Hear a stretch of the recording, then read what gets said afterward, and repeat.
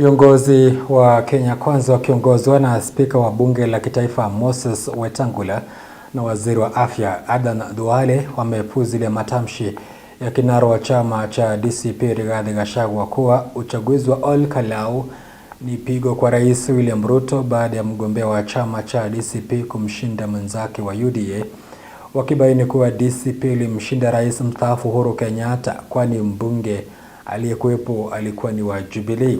Wakizungumza katika hafla ya kuwezesha jamii katika eneo la Lafi, kaunti ya Mandera, wametetea utendakazi wa Rais William Ruto, akieleza kuwa amefanikiwa kuunganisha jamii zote za taifa hili na kuendeleza miradi ya maendeleo pamoja na utoaji wa huduma kwa Wakenya. Isaac Musyoka anashuka na taarifa hii. Baada ya Sami Kamau kushinda ubunge wa Ol-Kalou na chama cha DCP,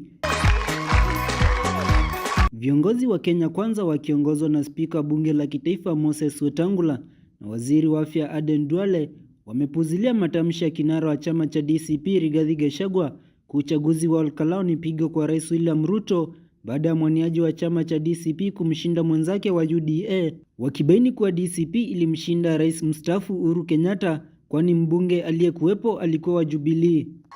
And I want to tell the people of Kenya, Ol-Kalou was not even our constituency. Ol-Kalou, the former member of parliament who passed on, was a Jubilee candidate. Haikuwa kiti ya UDA. Haikuwa kiti ya UDA. Ol-Kalou ilikuwa ni kiti ambayo ilishindwa na marehemu kwa chama ya Jubilee. Alafu wewe unarukaruka kama umeshinda mtu, umeshinda Uhuru Kenyatta, mkabila kama wewe. Wakisema katika chaguzi ndogo zilizopita serikali jumuishi imeshinda viti 10 vya ubunge miongoni mwa nyingine za wakilishi wadi dhidi ya mbunge mmoja wa chama cha DCP na kushikilia kuwa UDA bado ndicho chama maarufu zaidi.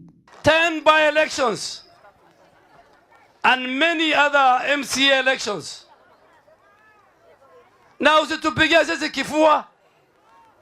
Usitupigia kifua sisi kuanzia Western, Nyanza, Northeastern, Coast, Upper Eastern. Na hiyo mchezo Mheshimiwa Wetangula anajua, hiyo mchezo tulicheza 2007. We are going to unite the people of Kenya, those who believe in the unity of our nation. Vilevile wametetea utendakazi wa Rais William Ruto, wakieleza amefanikiwa kuunganisha jamii zote za taifa hili na kuendeleza miradi ya maendeleo na huduma kwa Wakenya bila kubagua eneo lolote, hasa katika zoezi la utoaji wa vitambulisho. Yetu nyinyi kama wananchi wa Northeastern mulikuwa mmepaguliwa tangu uhuru. Kulikuwa na sheria ya Kenya kule chini na sheria ya huku kwenu. Ukienda kuchukua kipande ni kama kuapply kwenda mbinguni. Ujibu maswali mpaka mwishowe unakataliwa.